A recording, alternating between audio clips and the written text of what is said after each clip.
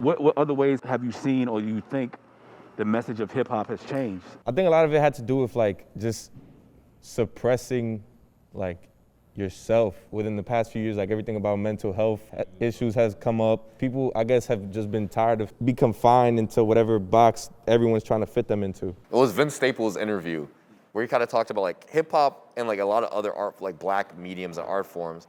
It's kind of like about packaging pain and like struggle and oppression.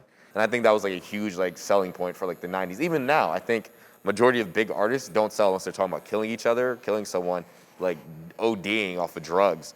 That's a bigger problem, and it's because of who controls those labels. So you think that old school rap only dealt with pain? I don't think it only dealt with pain. I think it flipped it and talked about like the other side of things as well. But I think with the oversaturation of music and the different the diversity and like of artists, I think I get like more perspectives of like happiness and joy. I think there's a couple sides to it. At first, it's just people telling their stories. Unfortunately, a lot of the people that became big, you know, as hip hop artists, they come from terrible places. They come from pain. Some people argue that the industry benefits off of this idea of Black death or the death of people of color, right?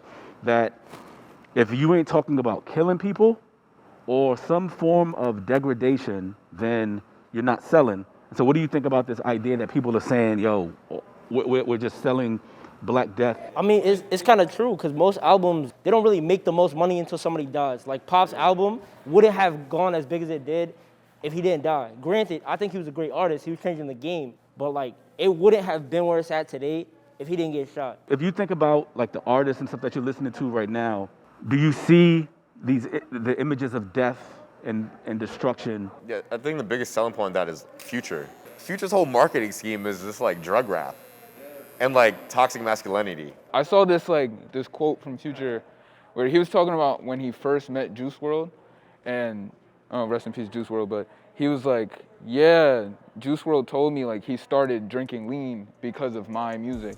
And like that kind of, I guess it like flipped a switch in Future. It was like, all right, well, like I need to be more conscious of, you know, what I'm rapping about, what I'm talking about.